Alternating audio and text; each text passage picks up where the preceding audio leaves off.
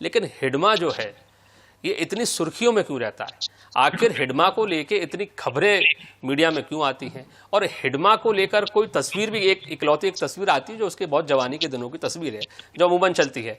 हिडमा की स्थिति नक्सली मूवमेंट में बिल्कुल वैसे ही है जैसे कि जब इंटरनेशनल जो आतंकवादी संगठनों के मामले में उसामा बिन लादेन की होती थी। कुछ हिडमा ये कह सकते हैं कि नक्सली इलाकों में कुछ उसी तरह का एक करैक्टर हो गया है, क्योंकि लोगों ने उसको देखा नहीं है, वो क्या करता है, कहाँ मूवमेंट करता है, किस तरह से मूवमेंट करता है।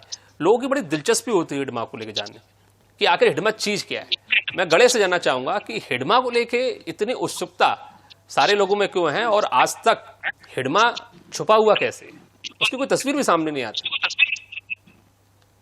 देखिए, बात हिडमा के हो रही है तो मैं आपको हिडमा के बारे में बता देता हूँ जी। हिडमा मूलतः बीजापुर जिले का पुवर्ती का रहने वाला है। जिसने कभी प्राइमरी स्कूल का चेहरा तक नहीं देखा। नक्सल संगठन में जाने के बाद उन्हें नक्सल के स्कूल में उसने पढ़ाई की। हिडमा इतना बड़ा नक्सली नहीं है और हिडमा बहुत बड़ा नाम भी नहीं है। मैं आपको बता दूं, हिडमा को हिडमा किसने बनाया? देश की सुरक्षा एजेंसियों ने बनाया, देश की मीडिया ने बनाया। हिडमा एक बड़ा नाम है, और हिडमा से भी ज्यादा खतरनाक वो लोग हैं जो झीरम घटना को अंजाम दिए, सोनू। और दूसरी बात, जो टारगेट वाली बात हो रही थी कि अगला टारगेट कौन हो सकता है, निश्चित तौर पर देश भर की सुरक्षा एजेंसियों का, सुरक्षा बलों का, सरकार का टारगेट सिर्फ और सिर्फ हिडमा है जी। परंतु किसी एक के नाम को टारगेट बनाने से या किसी एक बड़े लीडर को मारने से नक्सलवाद खत्म नहीं होगा। अगर टारगेट करना ही है सरकार को तो आप नक्सलवाद को कीजिए, नक्सलियों को कीजिए, तब जाकर 2026 आपका सफल हो पाएगा।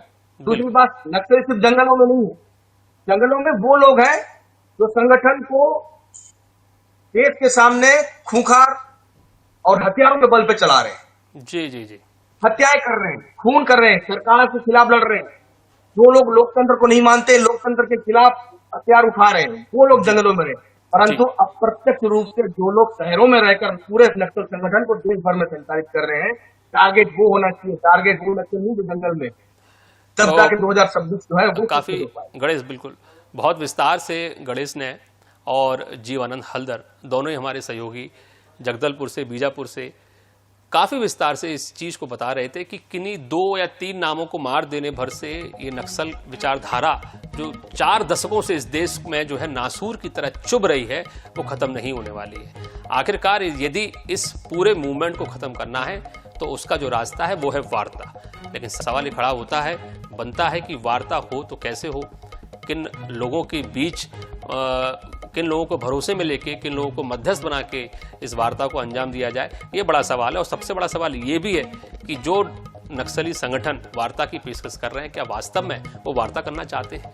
क्या वास्तव में वो समाज की मुख्यधारा में आना चाहते हैं? क्या वास्तव में वो सरकार की पुनर्वास नीति का फायदा उठाकर इस देश के संविधान में भरोसा जताना चाहते हैं? ये बड़े अहम सवाल हैं जो आने वाला वक्त बताएगा।